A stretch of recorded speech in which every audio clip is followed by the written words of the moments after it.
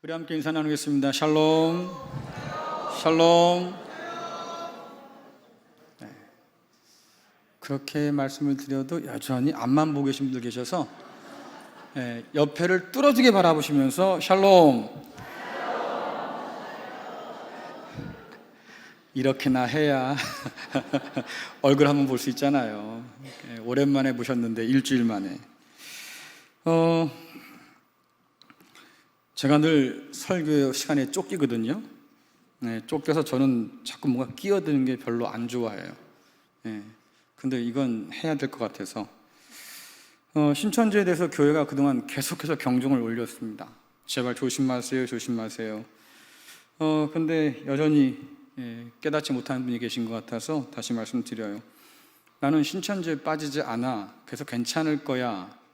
나는 분별력이 있어서 괜찮을 거야. 여러분, 그런 분들이 다 거기 앉아 있는 거예요, 지금. 정말이요. 나는 끌려가지 않아. 난 다 알고 있으니까. 이런 분들이 거기 다 계신 거예요. 그래서 교회가 여러분들께 누누이 말씀드린 것처럼 외부에서 하는 성경 공부하지 마십시오. 이렇게 말씀드려도 갔다 오셔서 은혜롭던데요. 뭐 이런 근데 신천지였어요. 이런 분도 계셔요. 그럼 무슨 생각인 거예요, 대체? 우리 교회 그 직분자를 4층에서 만나는 분들이 계신다고 해서 제가 전화번호를 받아가지고 우리 부목사님들에게 연결하라고 했더니만 그분이 그래요. 저는 그런 적이 없는데요. 입만 열면 거짓말이니까 사진도 저한테는 있어요. 그래서 몇 분에도 보여드렸더니만 이분 우리 교회 몇 분 왔던 것 같은데 익숙해요, 얼굴이. 자, 밖에 써붙인 것대로 저는 할 거예요. 걸리기만 하세요. 농담 아니고 전 정말 법적 조치 취할 거고요. 싸울 겁니다. 우리 장로님들 좀 더 긴장하셔도 들으셔야 될 것이, 이런 일이 벌어지면 교회는 치리하게 되어 있어요. 헌법이 있고 교회법이 있어서 그 법에 따라서 이단과 접촉하고 이단의 교육을 받고 이단과 함께 돌아다니면 징계하게 되어 있습니다. 교회가 많으니까 여기 아니면 교회 없냐? 그럼 가시든지. 저는 별로 개의치 않아요. 권면하고 말씀드려도 결국 깨닫지 못하면 어쩔 수 없죠. 굳이 뭐 이단한테 가서 살겠다는데 말릴 이유도 없어요.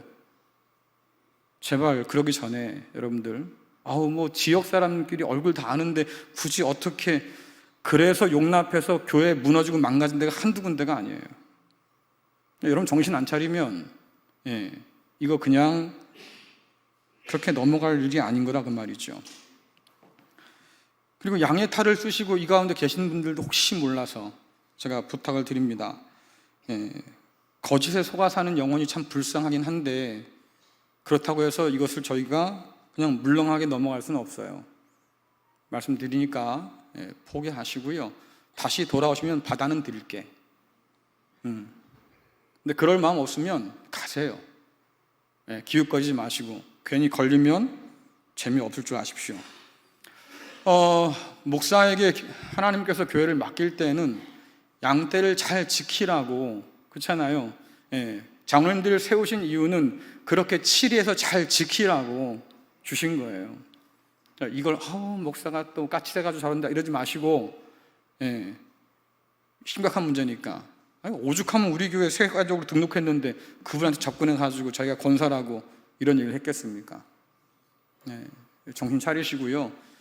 그렇게 거짓말을 밥 먹듯이 하는 사람들에게 진리가 어디 있겠어요?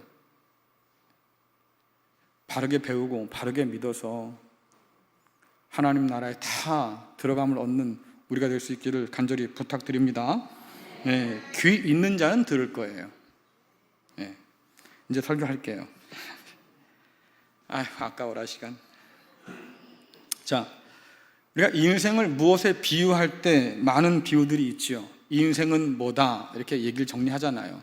여러분 옛날 떠오르는 노래 들어보면 이 인생은 미완성 이런 것처럼 인터넷에 보면 인생이 뭐다 하는 이런 글이 몇 가지 나와 있던데요. 그 중에 이런 글귀가 있어요. 띄워줘 보세요.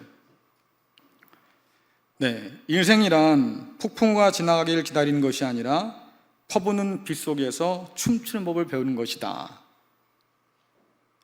안 멋있어요? 이런 곡이 딱 나오면 이렇게 나와야지. 이게 뭔가 좀 이렇게 올리는 게 있잖아요.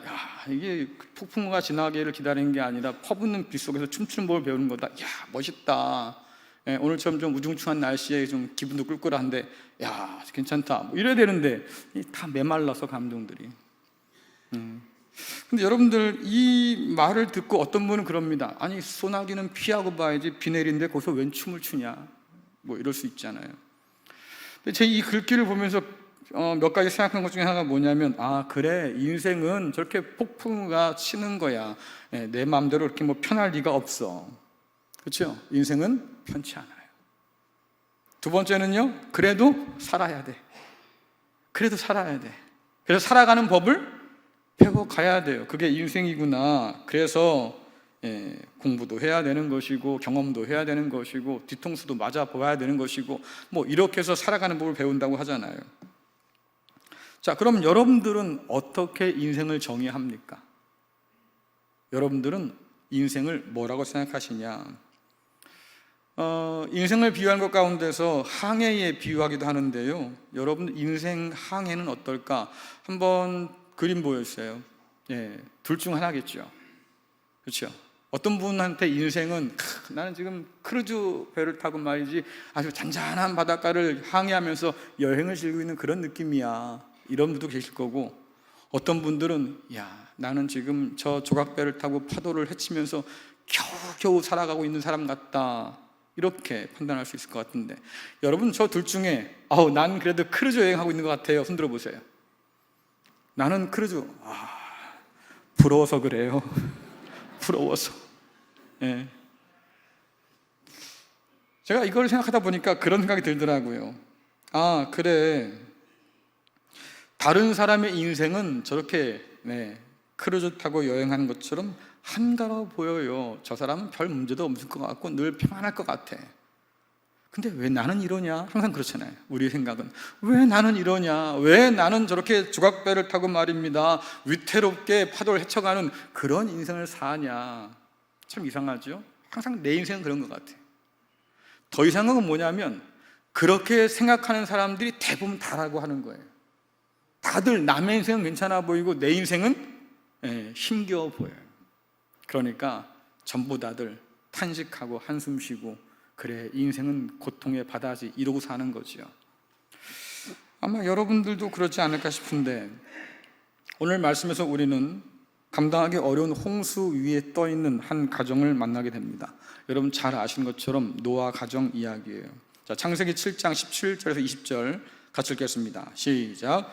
홍수가 땅에 40일 동안 계속된지라 물이 많아져 방주가 땅에서 떠올랐고, 물이 더 많아져 땅에 넘침에 방주가 물 위에 떠다녔으며, 물이 땅에 더욱 넘침에 천하의 높은 산이 다 잠겼더니 물이 불어서 15규빗이나 오르니 산들이 잠긴지라.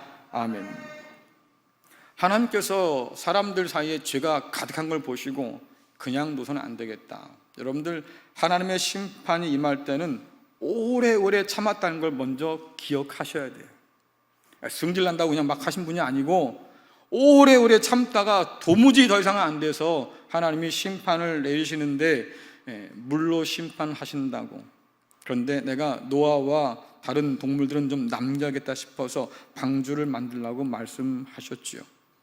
그런데 하나님께서 만들라고 했던 그 방주의 모습이 좀 이상해요. 분명히 하나님께서 설계도로 주신 것인데 다른 배와 비교하면 좀 다른 모습을 가지고 있습니다. 어떤 모습이냐? 있어야 할 게 보이질 않는다는 게 문제인 거지요. 예를 들자고 하면, 파도를 가르며 나가도록 저울 노가 있어야 되는데 노가 없어요. 그래도 노가 없으면 바람이라도 안고 말입니다 빠르게 나가야 되잖아요. 그러니까 돛이 있어야 되는데 돛도 없어요.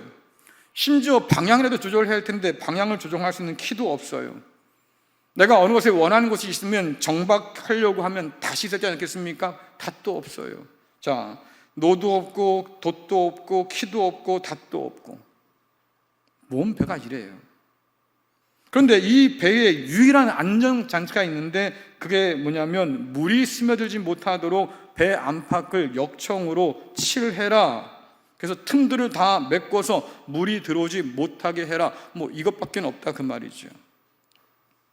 배라기보다는 3층 구조의 방 많은 거대한 나무 상자 같은 것, 여러분 그게 방주라고 해요. 내가 가고자 하는 곳에 갈 수 있는 배가 아니고요, 그냥 거센 파도에 흘러서 떠돌아다닐 수밖에 없는 그런 나무 상자, 이게 성경이 말하는 방주의 모습이에요.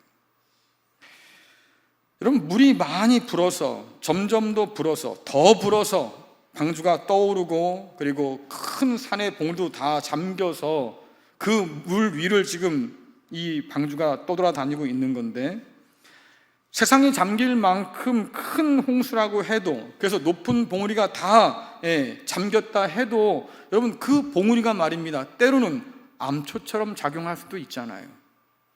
여러분 아신 것처럼 침몰한 타이타닉을 한번 생각해 보세요. 그 배는요 새로 만들었어요. 그런데 빙산을 잘못 피해서 옆구리가 쭉 찢어졌습니다. 그리고 그곳으로 물이 들어와서 결국 배가 가라앉았다고 그래요.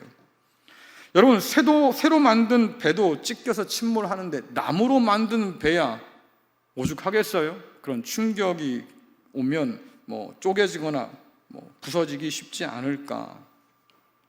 세상의 동물들을 종류별로 태워서 보존하려고 하는 하나님의 계획인데, 그 계획 가운데 이 배를 만들었다고 하면 그만큼 안전하고 단단해야 되잖아요. 세상 사람 다 심판하고 노아의 가족만 남겼다고 하면 유일하게 남은 가족 8명인데 그 8명이 살아남을 수 있도록 뭔가 좀 단단한 배를 만들어줘야 될 거 아니에요. 안전하게 말입니다. 그런데 배를 보면, 아니 하나님, 이렇게 중요한 배인데 막 만들어도 되는 겁니까? 노도 없고 돛도 없고 탓도 없고 키도 없고, 이게 도대체 무슨 배입니까? 아마 저 같으면 따지고 들었을 거예요. 근데 오늘 노아는 하나님 보시기에 의로운 사람이어서, 그렇죠? 그는 하나님 말씀대로 군소리 없이 순종했다고 말하죠. 자, 창세기 6장 22절 같이 읽겠습니다. 시작. 노아가 그와 같이 하여 하나님이 자기에게 명하신 대로 다 준행하였더라. 아멘. 중요한 게 뭐예요? 하나님께서 명하신 대로 다 준행했다, 다 따라 행했다라고 말하는 거죠. 자, 사람들은 이런 노아를 이해할 수 없었을 것 같아요. 아니, 그 나이에 무슨 방주를 만들겠습니까? 게다가 산 위에 말이죠.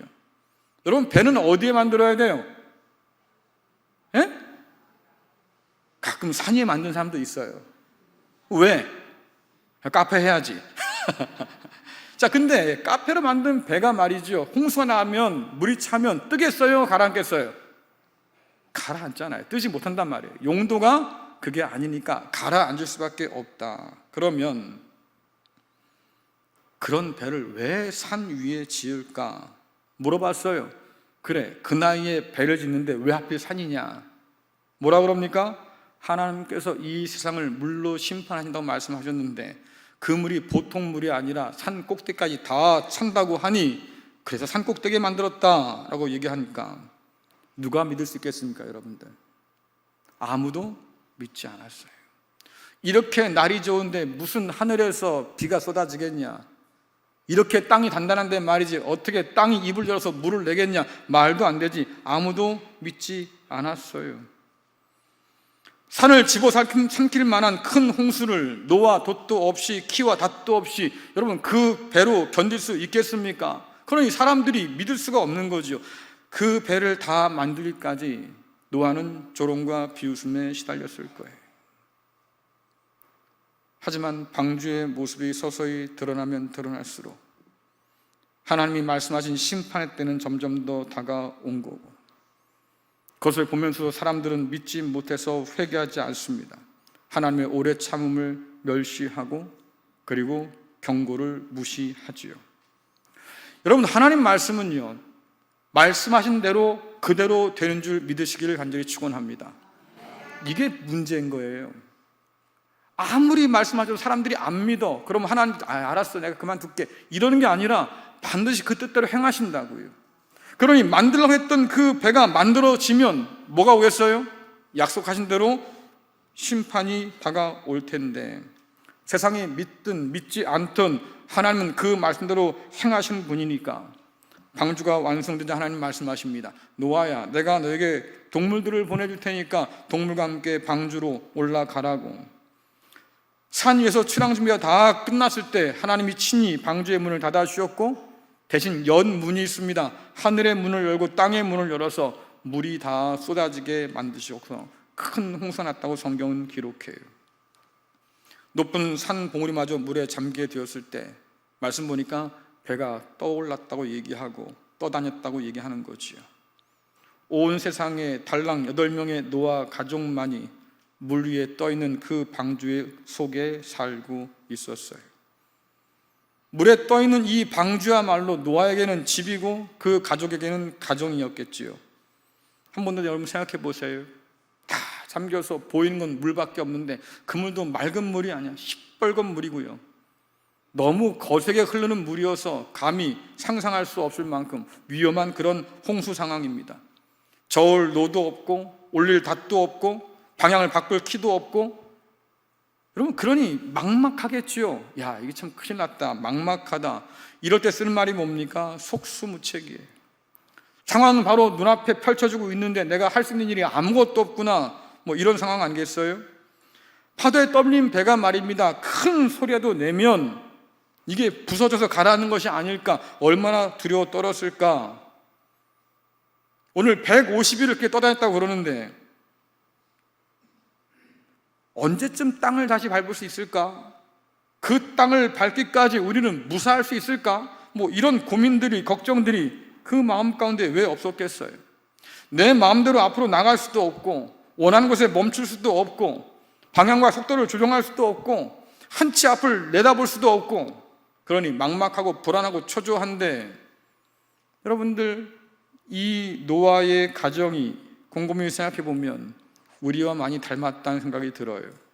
내 마음대로 되지 않는 내 인생 같고 나도 어쩔 수 없는 그런 흔들리는 우리의 가정 같다, 그 말이죠. 오늘날 가정을 위협하는 홍수와 파도는 그 어느 때보다도 위력이 대단해서 거세게 가정을 흔들어 놓고 있어요. 많은 가정이 눈앞에 다가오는 암초를 피하지 못해서 부딪혀 깨져서 침몰하고 있고, 이미 침몰한 가정도 있고요. 다들 그 가운데서 가라앉지 않으려고 말입니다, 발버둥을 치지만, 그러나 상황은 그렇게 좋지 못해서 절망적이에요. 노를 저어보려고 했는데 노는 이미 부러졌어요. 돛도 찢긴 지가 오래입니다. 어떤 사람들은 멀쩡한 노를 가지고 말입니다, 애를 써보지만 참 희한하지요. 마음이 서로 달라요. 젓는 방향이 다르니까 서로 반대로 저어요. 결국 제자리만 맴맴 돌 뿐 앞으로 나가지 못하는 가정도 있더라 하는 얘기. 어떤 가정은 역청을 제대로 바르지 않아서 새어 들어온 물이 목까지 차올라서 손도 써보지 못하고 그렇게 침몰하기도 하죠. 아버지의 자리는 진즉에 다 무너져 버렸습니다. 사랑의 관계는 이미 시들고 사라져 버렸지요. 남은 건 뭡니까? 그저 기능적인 관계들, 그거 외에는 다른 것을 찾아볼 수 없는 안타까운 가정이 점점 더 늘어가요. 같은 집에 살지만 그러나 남처럼 사는 사람들이 어디 한둘이겠어요? 결혼의 서약을 저버려서 불륜에 빠진 부부들도 많고요. 갈 때까지 간 것처럼 도무지 화해할 수 없는 부모와 자녀도 점점 더 늘어가고 있습니다. 이것이 오늘 이 시대가 맞닥뜨린 가정의 현실이에요. 넘기 힘든 파도가 되어서, 거친 홍수의 물살이 되어서 우리를 사정없이 흔들어 놓는데, 아까도 말씀드린 것처럼 속수무책이 감당할 길이 없고 방법이 없어요.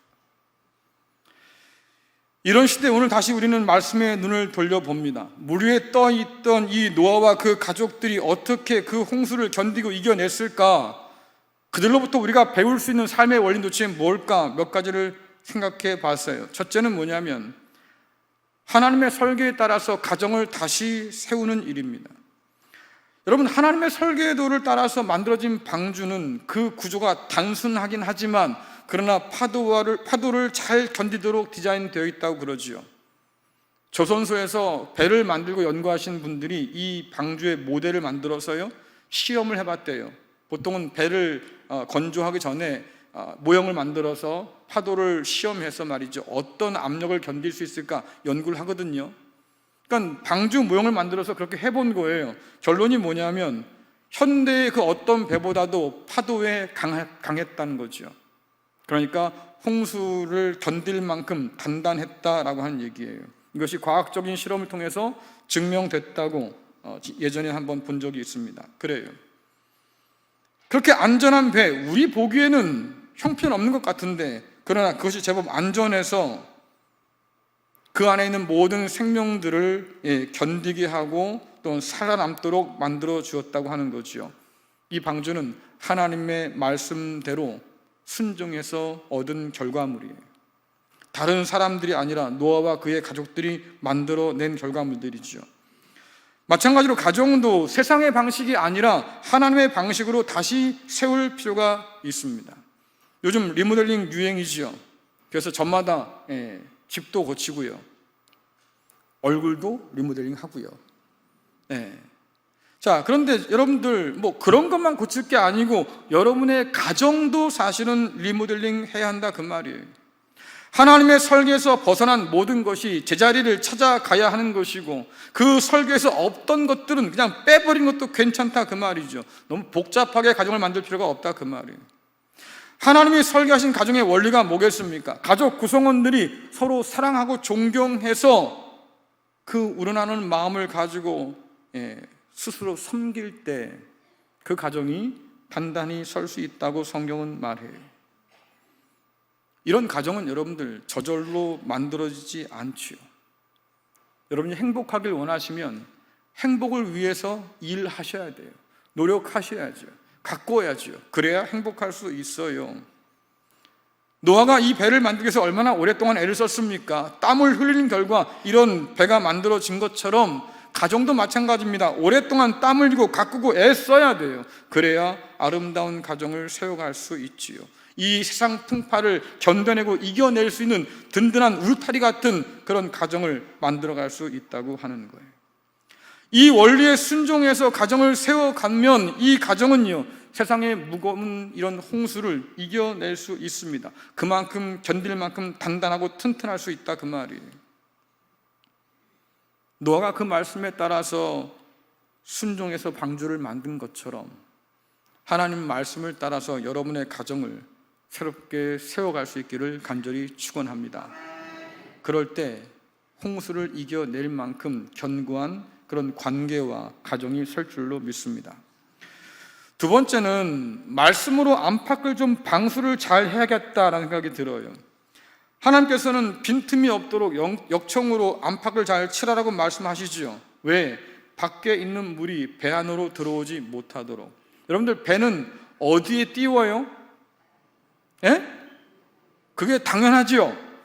배는 물에 있어야 되는 거예요. 그런데 문제가 뭡니까? 배 밖에 있던 물이 배 안으로 들어오면 그때는 긴장하셔야죠. 그렇죠? 물을 퍼내든지 가라앉지 않으려면 물이 새는 틈을 메우든지 이래야 할 거 아닙니까? 그래야 안전할 수 있잖아요.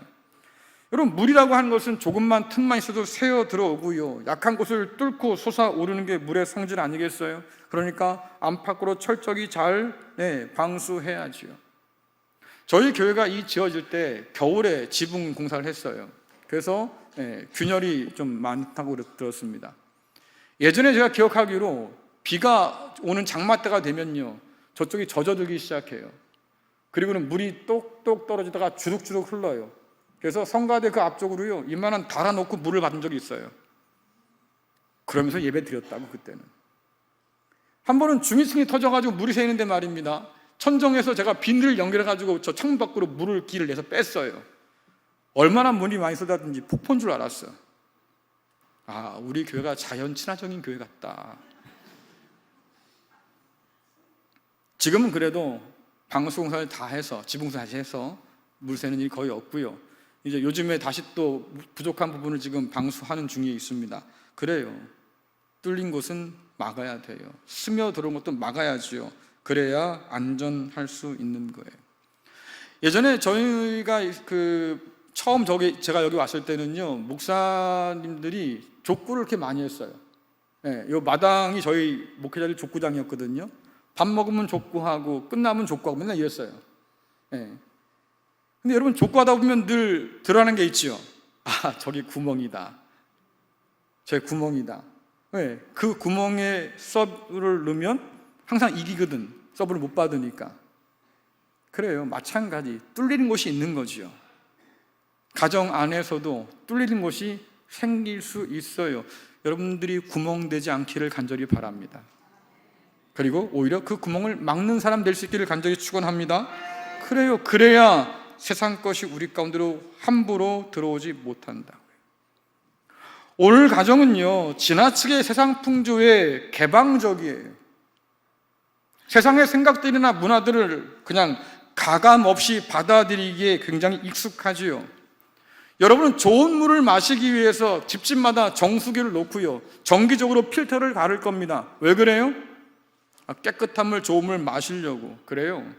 물은 그렇게 걸러 마시는데요, 세상의 풍조는 걸러낼 생각이 없어요. 이게 세상에서 유행하는 거래. 그러면 그냥 홀랑 마음 뺏겨서 다 따라가는 겁니다. 단순히 유행하는 옷이나 가구나 이런 물건들, 스타일의 문제가 아니에요. 세상이 가지고 있는 생각들, 지나치게 자유로운 성의 문화를 받아들이는 것들, 혹은 창조의 질서를 넘어서는 것들에 대해서 우리가 아무 생각 없이 그냥 받아들이는 것들, 얼마나 관대합니까? 우리는 그러고 산다, 그 말이에요. 방주 한쪽이 그냥 새는 정도가 아니라 깨져서 물이 콸콸 쏟아져 들어오는데 누구도 그것을 틀어 막으려고 하는 사람이 없다, 그 말이죠. 진리를 거스르는 거짓과 사람의 생각을 더럽히는 더러운 것들이 계속해서 들어와서 우리의 영혼을 잠식하고 우리의 생각과 우리의 마음을 지배하는데도 우리는요, 별로 신경 안 써요. 그게 세상 사람 사는 거지 그냥 가라앉고 있는데도 불구하고 강 건너 불구경처럼 우리는 외면을 가꾸길 참 좋아하죠. 남이 보기에 그럴듯한 집, 남이 보기에 그럴듯한 옷, 남이 보기에 말입니다, 그럴듯하게 꾸미려고 얼굴도 고치기도 하고요. 건강이 중요하다고 해서 말입니다, 열심히 운동도 하고요. 심지어 어떤 일이 언제 생길지 모르니 미리 대비하겠단 말입니다. 보험도 좀 들어놓고요. 그런데 내 영혼에 대해서, 우리의 마음에 대해서, 우리의 가정에 대해서 그렇게 심각하게 생각하지 않을 때가 많다, 그 말이에요. 세상의 악한 것이 우리 가정과 생각에 스며들지 못하도록 성경적인 가치관으로, 말씀으로 안팎을 잘 칠해 두어야 걸릴 텐데 우린 여과 없이 받아들이고 있는 것이 문제지요. 하나님 경외하기를 가르치라고 성경은 말하는데, 여러분, 단지 이것은 예배의 문제만이 아니고 세상의 풍조를 우리가 멀리하고 어떻게 하나님의 뜻을 더 가깝게 붙들 것인가, 여러분, 이것을 고민하며 살라고, 가르치라고 성경은 말씀하고 있습니다. 세상을 본받지 말라고, 이방 여인과 결혼하지 말라고, 그들의 우상을 따라 섬기지 말라고, 그들의 문화가 우리 가운데 들어오지 못하게 하라고 그렇게 말씀하신데도 불구하고 이스라엘이 실패했어요. 오늘 우리도 같이 실패하고 있는 것은 아닐까? 하나님께서 아담과 하와에게 에덴 동산을 맡길 때 분명히 말씀하셨지요. 내 말만 따라 들어야 돼, 순종해야 돼. 근데 용납하지 말아야 될 뱀을 용납하고 뱀의 말에 귀를 기울이고 뱀의 생각을 따라가요. 결국 타락하고 쫓겨나고 그 가정이 깨지는 끔찍한 일들이 벌어지잖아요. 왜 그랬을까? 우리가 세상을 너무 쉽게 받아들였기 때문에, 하나님의 뜻을 따라서 걸러내지 못하고 세상을 흉내내며 살아가고 있기 때문에 이런 일들이 벌어진다고 하는 거죠. 정말로 안전한 가정을 원한다면, 든든한 가정을 세우고 싶다고 하면 여러분들 말씀으로 안팎을 잘 칠해 놓으시기를 바랍니다. 그래야 우리가 걸러서 좋은 것을 받아들일 수 있는 거예요. 세 번째는요, 결국은 이 모든 것들에 대해서 하나님의 선한 손에 맡기는 믿음이 필요하다라고 합니다. 노아의 가족이 홍수 속에서 배를 움직이거나 혹은 암초를 피하려고 애를 썼다, 이런 기록은 성경에 나오지 않아요. 그들은 다른 일에 정신이 팔려 있었습니다. 무엇을 했을까? 여러분 창세기 6장 18절부터 20절 또 22절 같이 읽겠습니다. 시작. 그러나 너와는 내가 내 언약을 세우리니 너는 내 아들들과 내 아내와 내 며느리들과 함께 그 방주로 들어가고 혈육 있는 모든 생물을 너는 각기 암수 한 쌍씩 방주로 이끌어들여 너와 함께 생명을 보존하게 하되 새가 그 종류대로 가축이 그 종류대로 땅에 기는 모든 것이 그 종류대로 각기 둘씩 네개로 나아오리니 그 생명을 보존하게 하라. 노아가 그와 같이 하여 하나님이 자기에게 명하신 대로 다 준행하였더라. 아멘. 여러분 방주에서 노아와 그 가족들이 한 일이 뭡니까? 하나님이 보내주신 동물들을 잘 돌보는 일이에요. 말씀에 뭐라고 그럽니까? 그들이 그 생명을 보존하게 해 주어라. 잘 돌보고 먹이도 주고, 그래서 홍수 끝날까지 살아남게 해라라고 하나님께서 말씀하셔요. 홍수 한복판에 떠있는 방주 안에서 노아가 배를 저으려고 노를 찾는 것도 아니고, 어디로 갈지 걱정해서 말입니다, 밤새도록 기도한 것도 아니고, 하나님께서 맡겨주신 배 안에 있는 동물들을 잘 돌보라는 그 일에 집중한다, 그 말이에요. 어떻게 이럴 수 있었을까? 하나님이 세우신 언약, 내 언약이 말씀하셨는데 그 언약을 믿고 하나님께 맡겼기 때문이에요. 믿고 맡기고 나니까 말입니다, 방주에 노가 없는 것, 돛이 없는 것, 키나 다시 없는 것, 여러분 이게 별 문제가 아니었어요. 하나님께서 나를, 이 배를 붙들고 인도해 주시겠구나 약속하셨으니까, 하나님께서 친히 그 내 약속을 허락해 주셨다고 말씀하시니까 그 약속 붙들고 나니까요, 이 배의 방향과 속도와 안전까지 하나님의 선한 손길로 책임져 주시겠구나, 이게 믿음이죠. 믿고 나니까 사명에 집중할 수 있던 거예요. 오늘 여러분께도 이 믿음이 있기를 간절히 축원합니다. 오늘날 세상에서 하나님의 설계를 따라서 우리의 가정을 다시 세운다고 하는 것, 우리의 방주를 다시 짓는다고 하는 것, 어쩌면 비웃음의 대상이 될 수도 있겠어요. 야, 요즘이 어떤 세상인데 무슨 그런 고립장 얘기를 지금 하고 있냐, 이렇게 비판을 드릴 수도 있겠지요. 근데 여러분들, 우리가 믿는 게 뭐예요? 하나님의 설계대로 세워진 가정은 하나님이 책임지셔요. 하나님께서 택한 백성의 모든 삶을 하나님이 책임져 주셔요. 주께서 뭐라고 말씀하십니까? 하늘에 계신 너희 아버지 좋은 아버지 아니냐, 그렇잖아요. 공중에 나는 새도 다 먹이시는 그 하나님께서 너희를 그냥 둘까?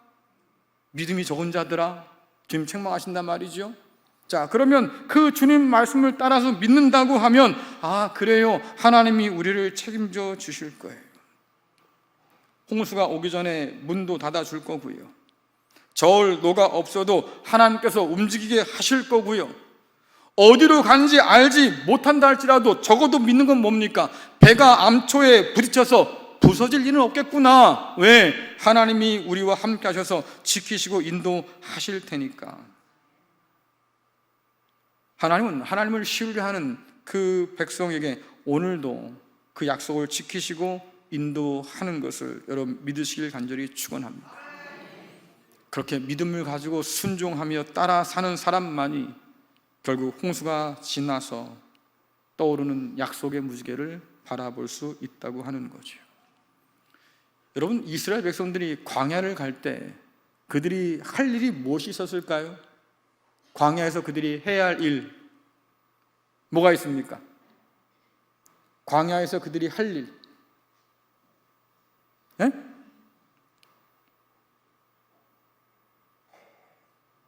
아무것도 안 했죠? 그래요. 광야는 지나가는 곳이니까 집을 지으려고 길을 쓸 필요도 없겠고요. 농사를 지으려고 한 적도 없고요. 그렇잖아요. 하나님께서 야, 목마른 사람이 우물 파는 거지, 니들이 땅 파서 물 먹어, 뭐 이러지도 않았고요. 아무것도 없는 곳인데 그들이 할 수 있는 딱 한 가지예요. 하나님만 따라가면 돼요. 길 없는 곳에 길 만드는 분이 누구예요? 하나님이에요. 물 없는 곳에서 물 나오게 하신 분이 누굽니까? 하나님이에요. 먹을 것 없는데 말입니다. 하늘에서 문을 여시고 만나를 떨어뜨린 분이 누구예요? 하나님이에요. 그러니까 이스라엘 백성이 할 일은 딱 한 가지라고, 그 하나님 바라보고 순종하며 따라가면 됐잖아요. 오늘 홍수 가운데 놓여있는 이 노아의 가족도 마찬가지입니다. 그 하나님 한 분 보고 따라가면 되는 거였어요. 그 하나님을 신뢰하고. 누구보다 인생의 풍랑을 많이 겪었던 다윗의 노래가 기억납니다. 여러분 시편 29편 10절에서 11절 말씀 같이 읽겠습니다. 시작. 여호와께서 홍수 때 좌정하셨으며 여호와께서 영원하도록 왕으로 좌정하시도다. 여호와께서 자기 백성에게 힘을 주시며 여호와께서 자기 백성에게 평강의 복을 주시리로다. 아멘. 그래요. 오늘 고백한 것처럼 다윗은 홍수를 참 많이 겪은 사람입니다. 사울에게 쫓겨서 죽임 당할 뻔도 하고, 쫓겨다니다가 갈 데가 없으니까 동굴에 들어가서 미친 척도 하고, 뿐만 아니라 이방 사람 밑에 말이죠, 원수의 손에 자기를 의탁해서 말입니다, 굽신 걸고 살기도 했고, 심지어 나중에는 자기 아들에게 죽임 당할 뻔도 했고. 여러분, 이런 풍랑을, 이런 홍수를 그는 겪고 살아남았어요. 그래서 오늘 쓴 게 뭡니까? 하나님께서 자기 백성에게, 언약을 맺은 사람에게 힘을 주신다, 평강의 복을 주신다라고 말씀하셔요. 그래서 뭐라 그럽니까? 하나님께서 그 홍수 가운데 좌정하셔서 그분께서 왕으로 계셨다. 아무리 극심한 홍수라 할지라도 하나님 발 밑에 있었다, 그 말이에요. 주님께서 풍랑이 일어날 때에 그 물 위를 걸어오셔서 제자들을 건져내시고 바람을, 파도를 잔잔케 만드셨잖아요. 마치 그것처럼 오늘 하나님께서 노아의 방주 가운데 함께 하셔서 그 모든 삶을 주관하시고 이끌어 가시니 홍수를 이길 힘을 얻고 그 두려운 날들에도 움직이지 않는 평강을 그가 맛볼 수 있던 거지요. 오늘 홍수 속에 있는 우리도 이 놀라운 하나님의 언약을 신뢰하는 사람들이에요.